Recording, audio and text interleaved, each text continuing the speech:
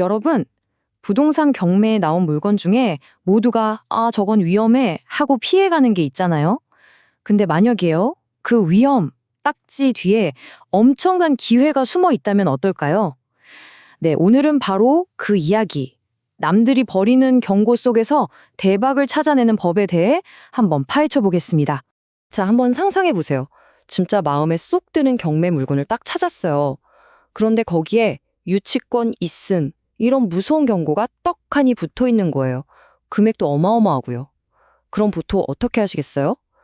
아마 대부분은 그냥 에이, 이건 아니지 하고 바로 창을 닫아버릴 거예요. 그쵸? 근데 만약 거기에 진짜 보물이 숨겨져 있다면요? 바로 이 질문에서부터 오늘 우리의 이야기가 시작됩니다. 이것 좀 보세요. 감정가가 1억 3천만 원짜리 아파트거든요.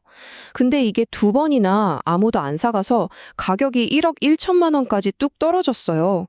아니, 가만히 앉아서 2천만 원을 벌 수 있는 기회인데 도대체 왜 아무도 여기에 달려들지 않았던 걸까요? 네, 그 이유가 바로 이거였습니다. 유치권. 근데 이게 그냥 유치권도 아니에요. 한두 채도 아니고 무려 14개의 호실 전체에 싹 다 걸려 있었던 겁니다. 와, 이 정도면 경매를 좀 안다 하는 사람들도 고개를 절레절레 흔들면서 지나칠만 하죠. 위험이라는 글자가 너무 선명하게 보이니까요. 하지만 진짜 고수들은 바로 이럴 때 기회를 봅니다. 남들이 다 겁먹고 도망갈 때 말이죠. 이 무시무시해 보이는 유치권에 사실은 아주 치명적인 약점이 하나 숨어 있었거든요. 자, 지금부터 그 법리적인 허점이 뭔지 제가 아주 정확하게 짚어드릴게요. 자, 먼저 유치권이 대체 뭔지부터 아주 쉽게 설명하고 갈게요. 예를 들어서 제가 여러분의 집 인테리어 공사를 싹 해드렸어요. 근데 공사비를 안 주시는 거예요. 그럼 제가 어떻게 하겠어요? 사장님, 돈 주실 때까지 저희 집에서 못 나갑니다. 열쇠도 못 드려요. 이렇게 버틸 수가 있거든요. 네, 그게 바로 유치권입니다. 엄청나게 강력한 권리죠. 자, 이제 이 사건 정체를 풀어버릴 마스터키가 등장합니다. 바로 결련성이라는 단어인데요. 말이 좀 어렵죠? 괜찮아요. 아주 쉽게 풀어서 설명해 드릴게요. 유치권을 주장하려면요.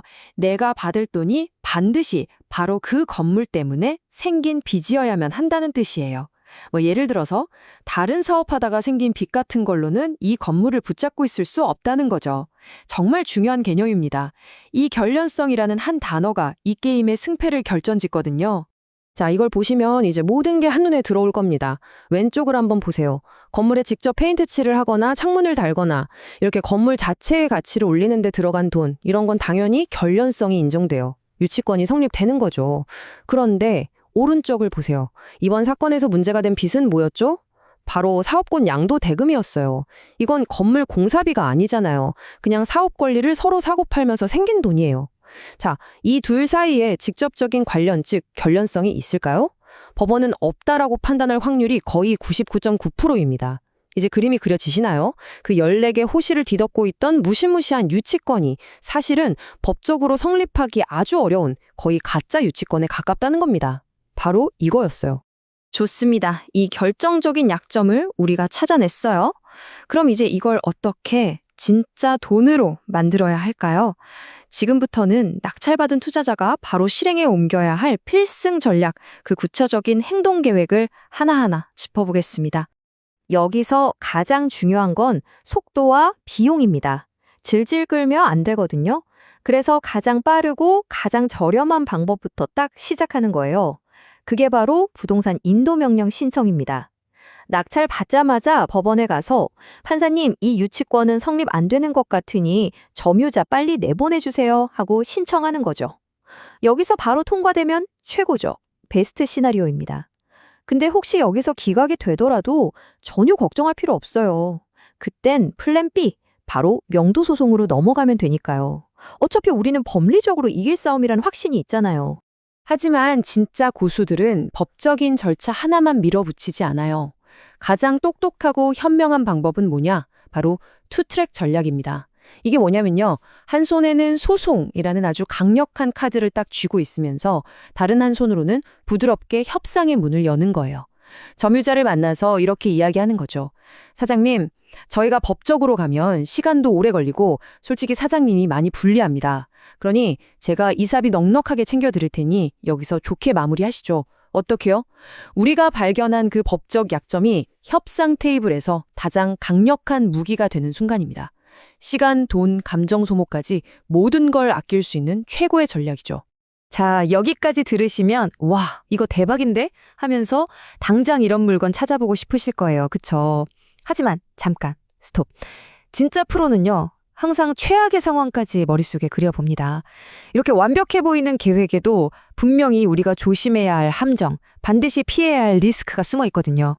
딱 세 가지만 기억하세요. 입찰 전에 이 세 가지는 정말 머릿속에 각인해야 합니다.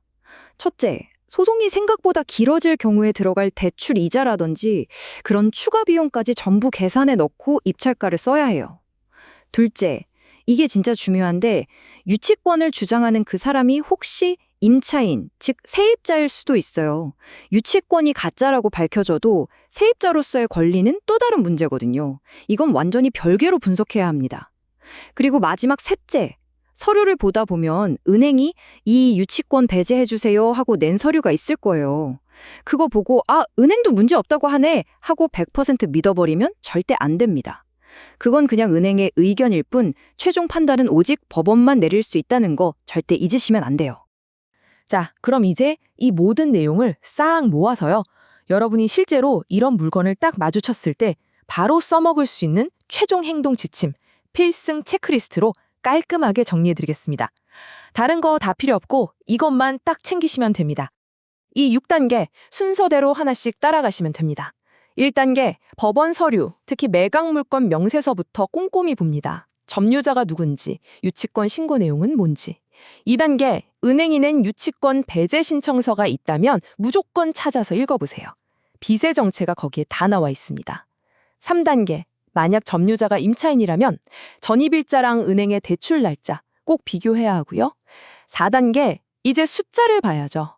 유치권 금액, 감정가, 그리고 내가 얼마까지 쓸 수 있을지 계산기를 두드려보는 겁니다. 5단계 최악의 경우, 즉 소송까지 갔을 때 들어갈 시간과 비용을 미리 계상해 두는 거고요. 그리고 마지막 6단계 가장 중요합니다. 직접 그 현장에 가보는 겁니다. 발로 뛰는 거죠. 이 체크리스트는 그냥 종이 한 장이 아니에요.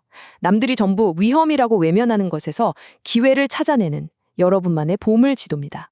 오늘 우리가 함께 본 것처럼 진짜 대박 기회는요, 종종 이렇게 남들이 다 무서워하는 경고의 가면을 쓰고 나타나는 것 같아요. 가장 중요한 건 그 가면 뒤에 숨어 있는 진짜 얼굴, 그 본질을 꿰뚫어 볼 수 있는 지식과 눈이겠죠. 오늘 여러분은 그 비밀 코드를 하나 배우신 겁니다. 자, 이제 한번 주변을 둘러보세요. 어쩌면 여러분의 눈에만 보이는 또 다른 경고가 사실은 엄청난 기회의 다른 이름일지도 모릅니다. 그게 뭘까요?